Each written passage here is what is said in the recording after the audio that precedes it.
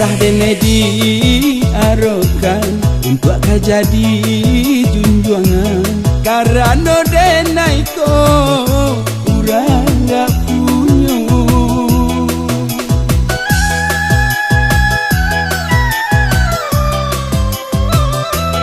Dialah kisah nan lamo samo kita pandang sajo, de indah ka mungkin kita sairing, de indah mungkin kita sairing.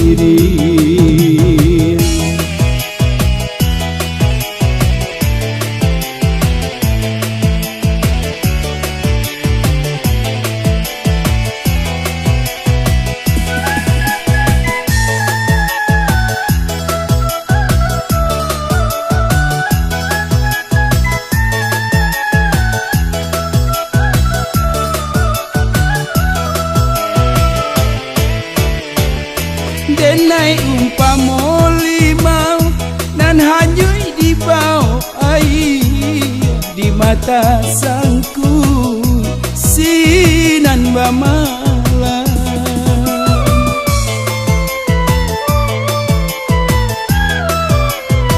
Kara jauh menyanyi pagi siang jauh malam, jua suara mencari makan, ikiakan bana dari kini ko pado manyasa isu harinya.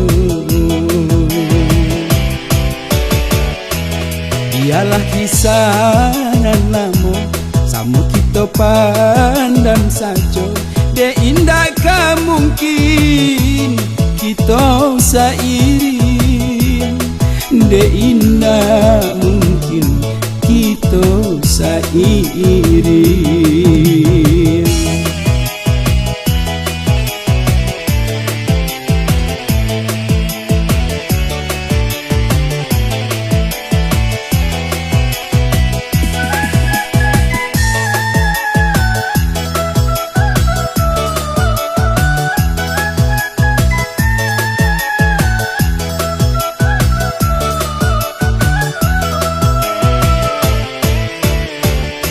Denai umpamo limau nan hanyui di bau air, di mata sangku sinan bamalam.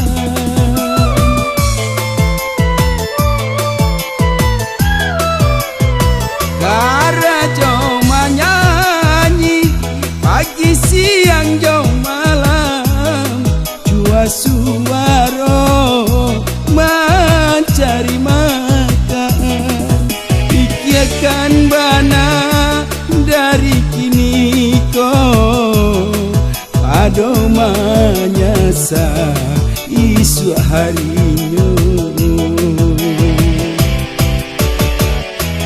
Dialah kisah nan lamo samo kita pandang sajo, de indah ka mungkin kita sairing, de indah mungkin kita sairing.